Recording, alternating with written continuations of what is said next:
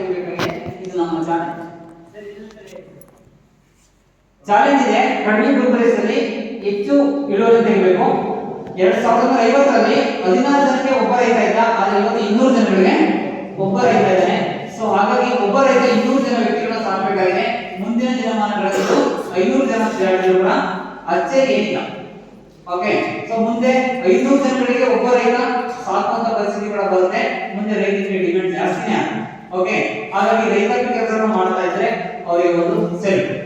Okay, so ಹಾಗಾದ್ರೆ ನಮ್ಮ ಆಪ್ಟಿಮ್ಯಾಕ್ಸ್ chapter ಅಲ್ಲಿ ಇಂಗ್ರೀಡಿಯೆಂಟ್ಸ್ ನೋಡೋದಾದ್ರೆ ಒಂದು ಸೈಟೋಕಿನ್ ಅಂತ, ಜೊತೆಗೆ ಆಕ್ಸಿನ್ ಅಂತೇಳಿ, ಜೊತೆಗೆ ಗಿಬ್ಬರ್ಲಿನ್ಸ್,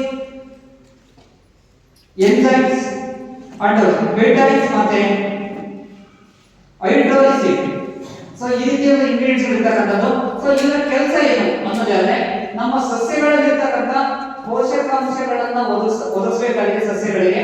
ಸೊ ಅದರಲ್ಲಿ ಪೋಷಕಾಂಶಗಳ ಜೊತೆಗೆ ಹೊಸ ಬೇರುಗಳ ರೂಟ್ಸ್ ನ ಡೆವಲಪ್ಮೆಂಟ್ ಮಾಡಲಿಕ್ಕೆ ನಮ್ಮ ಗಿಬ್ಬರ್ಲಿನ್ಸ್ ವರ್ಕ್ ಮಾಡತಕ್ಕಂಥದ್ದು.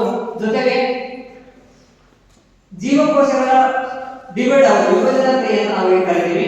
ಸೊ ಬ್ರಾಂಚಸ್ ಆಗಬೇಕು. ನಿಮ್ಮ ಯಾವುದೇ ಬೆಳೆಗಳಲ್ಲಿ ಹೆಚ್ಚು ಬ್ರಾಂಚ್ ಆದಷ್ಟು ಹೂ ಜಾಸ್ತಿ ಬರುತ್ತೆ, ಗೊತ್ತಾ? ಬ್ರಾಂಚ್ಗಳು ಜಾಸ್ತಿ ಆಗಬೇಕು, ಕವರುಗಳು ಜಾಸ್ತಿ ಹೊಡಿಬೇಕು. ಕವರ್ ಹೊಡೆದಿಲ್ಲ ಅಂದ್ರೆ ಇಳುವರಿ ಜಾಸ್ತಿ ಬರುತ್ತಾ? ಬರೋದಿಲ್ಲ. ಯಾವ ಬೆಳೆಯಲ್ಲಿ ಇಳುವರಿ ಜಾಸ್ತಿ ಬರುತ್ತೋ ಅದರಲ್ಲಿ ಕವರುಗಳು ಹೆಚ್ಚಾಗಿರ್ತಕ್ಕಂಥದ್ದು.